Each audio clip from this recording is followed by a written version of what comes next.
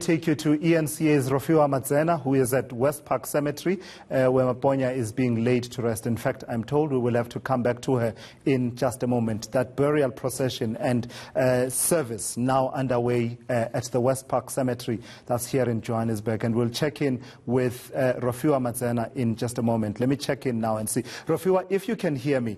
Funerals usually, are difficult affairs, really, as people remember and miss someone who's passed on, but there's always that element of celebrating the life that person lived, particularly with people like Richard Maponya.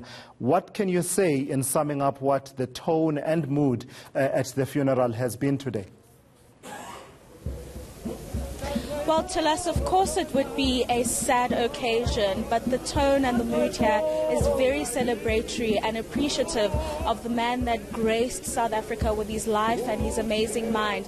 To us, I must tell you, when we got to the graveyard, there was a huge cloud that came over his burial spot. I kid you not, it was the stuff of heavens as he was being laid to rest in his final spot, as the coffin was going into the ground. A huge cloud came over that particular spot, and it was just an indication, people saying that we have lost a revolutionary, and of course the heavens are receiving that. He has been buried next to his wife Marina, who died a few decades ago, and many saying that he'll be reunited with her. And Rofhiwa, in terms of the speeches that were delivered, which ones stood out for you by way of what people were saying? Of course, the main eulogy delivered by President Cyril Ramaphosa, but we also heard from people who knew him in the business community. That's right. We heard from many people. I must first let you listen to Mangosuthu Buthelezi, who described Dr. Richard Maponya as a revolutionary in the business world, really starting up and succeeding in the time of apartheid. Let's just listen to what he had to say there. Dr. Maponya was born into a world in which many doors were closed and many faces unfriendly. He did not have anything handed to him on a plate. Yet despite apartheid, despite hardship, despite the lack of support, resources or opportunity, he pulled himself up and became a pioneer of black entrepreneurship. He showed us what can be done if we set our minds to it and are prepared to put in long hours, hard work, and consistent effort. He taught us how to pursue a dream. I cannot speak about my friend's success without speaking about his late wife, Mrs. Marina Maponya. She was a businesswoman and successful in her own right. It was difficult to know whether it was Mrs. Maponya who inspired me, Dr. Maponya, or Dr. Maponya who inspired Marina. When she passed away, I think many of us expected that Dr. Maponya would be discouraged. And I myself quietly feared that he would stop pursuing his dreams.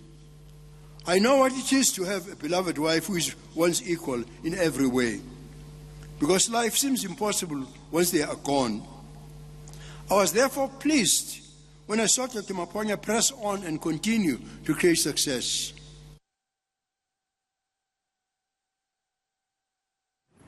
All right, we do seem to have lost Rofhiwa Madzena there. In fact, I'm told she is still there.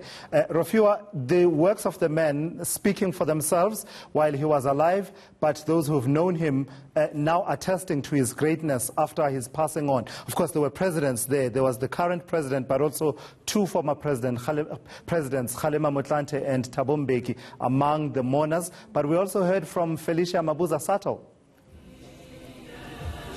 That's right, Tula. So we had a number of dignitaries come to this particular funeral. In fact, right here at West Park, we do have former President Thabo Mbeki, who has attended, Minister Lindiwe Sisulu. We also have Bridget Khadebe, who's here as well. So a number of people who have attended and supported the family through this time. But let's just hear from Felicia Mabuza Sato, who spoke of him as a man who practiced Ubuntu every single day of his 99 years of life. A young lady walked into the store one time, Papa told me the story, and tried to buy groceries, but I don't think she had enough money. So she took a frozen chicken, hid it under her dress, and as she walked out, somehow I guess it got too cold, and she dropped it. And Papa happened to see it. And Papa said, "Ow,